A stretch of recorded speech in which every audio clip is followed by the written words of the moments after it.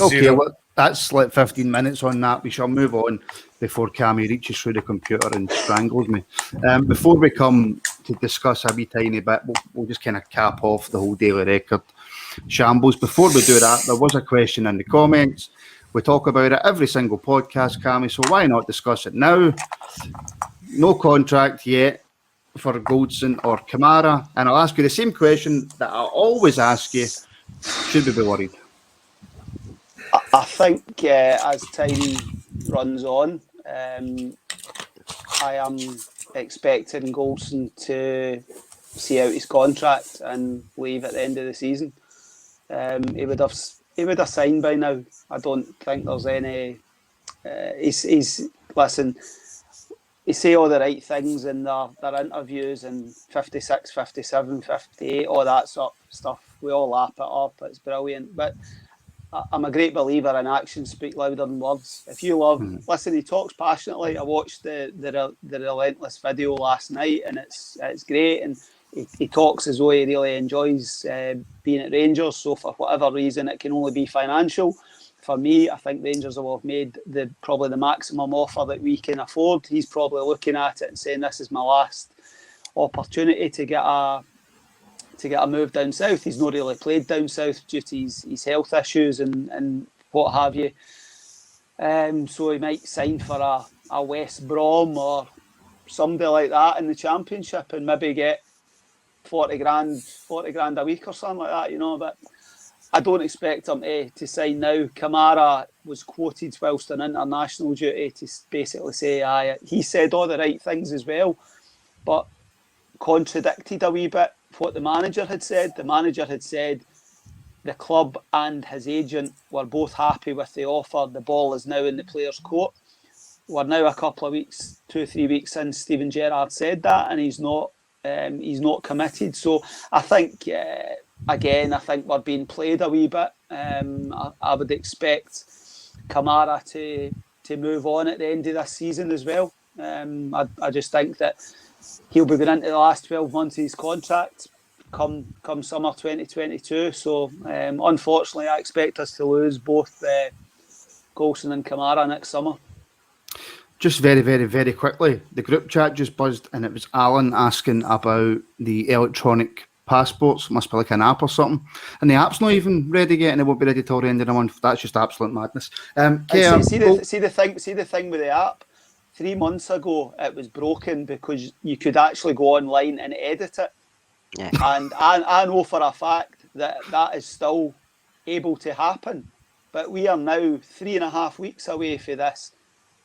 Surely before you actually vote on something, you maybe get an app that works, or am I maybe speaking too ambitiously to expect that of a government, that you actually would plan appropriately and you would actually have, right, this is what we're going to do, and something by January 2022, this is all going to be done and dusted, and then we'll vote on it. But get an app that actually proves that people are double vaccinated or single vaccinated or whatever it may be, so that you have proof rather than a bit of a fag packet that proves that you're vaccinated.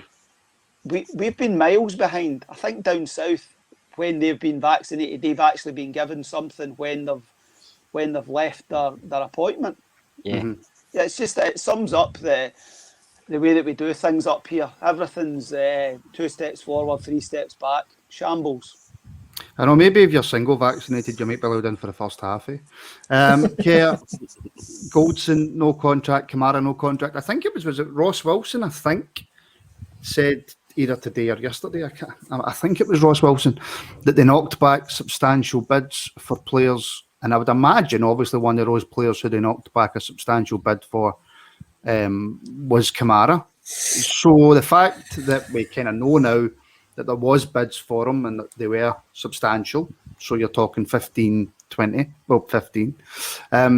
that give you a bit of confidence that possibly there might be a new contract in the offing for him?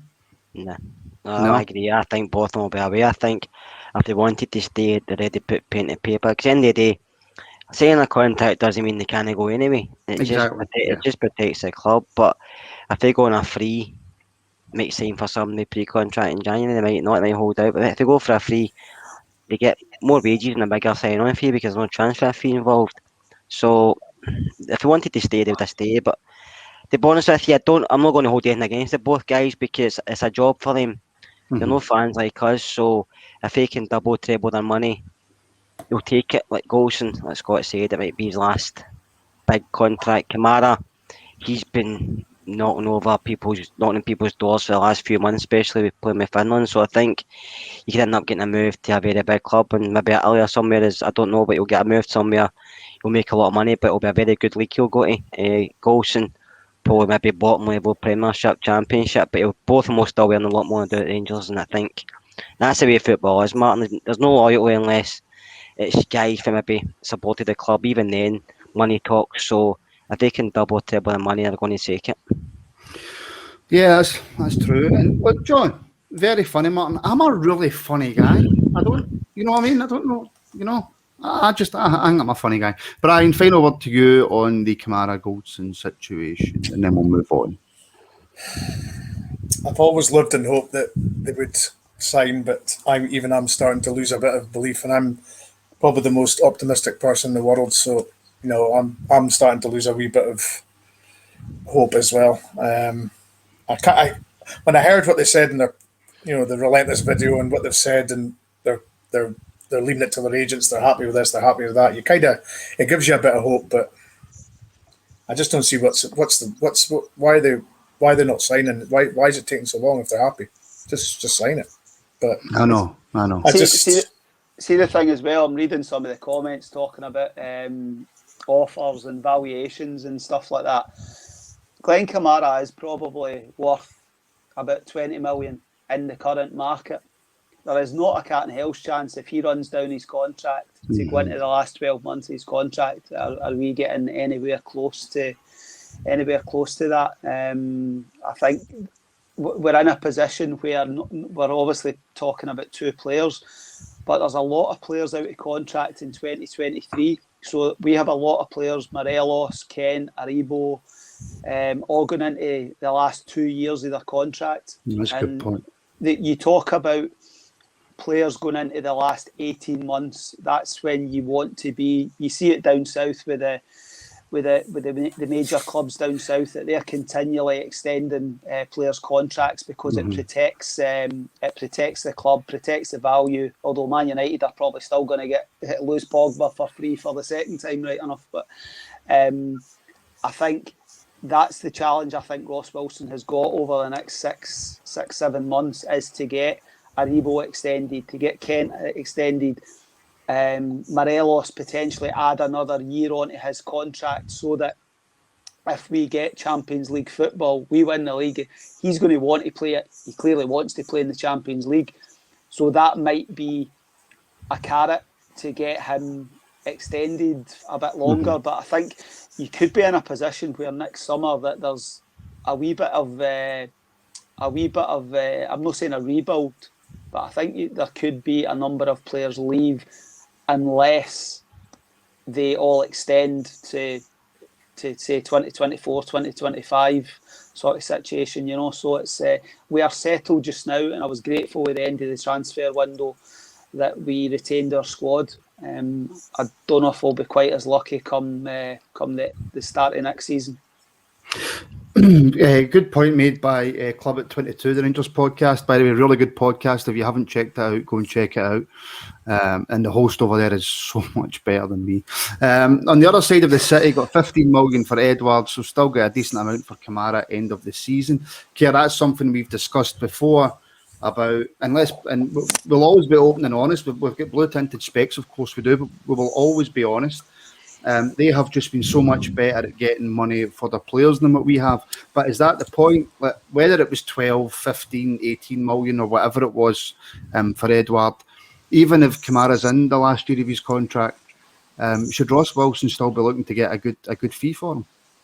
We should still be looking to get the best we can for him. I mean, you don't give players away for next to nothing, do you? So we still be looking for something, but I mean, Kamara's basically in control where he goes with it. Well, not so much where he goes, but what happens. He can keep holding out. Golson's the same, and it's very difficult. I mean, I don't think we'd offers. Well, no, Ross Wilson said we'd offers in the summer. I think we'd any decent offers, one or two might have went because you can't knock back that money because it might never come round again. So I don't know if a lot of that was smoke and mirrors myself. But I think you'll still get money for Kamara because Kamara's only going to get better and he's still quite young, so he's only going to get better. Golson's the other end of the scale, but I feel with players like Aribo and Kent, they might sign new deals because they're still young, so another year or two at Rangers, they can still go to England for big money. It's different when you're nearly 30, you're wanting that last big move, but if you're Aribo's still young, Kent's still young, so I wouldn't be as worried about them leaving. Morelos, I think he wants to maybe go somewhere different, just to challenge himself. See the Aye, one thing with aye. see my last bit on this. The thing I think sell-on clauses. I think you may not get what the maximum fee that you want for Glenn Kamara, as an example, next summer. I don't think that will be the last time he moves for big money. No. So if he signed for Everton, for example, just pick a club, 12 million. I'll say 12 million, right? But it could be a similar situation to what Celtic done when Van Dijk went to Southampton. They got 13 million and then stuck a sell-on clause. I'm not saying Glenn Kamara is going to go for 75 million, but you may then make in a couple of years' time down the line, you make more money. So I think, not just with Kamara, I think that's something that we have to look at for any player that we're looking to sell, that we're sticking sell-on clauses and incentivising if they perform well when they move.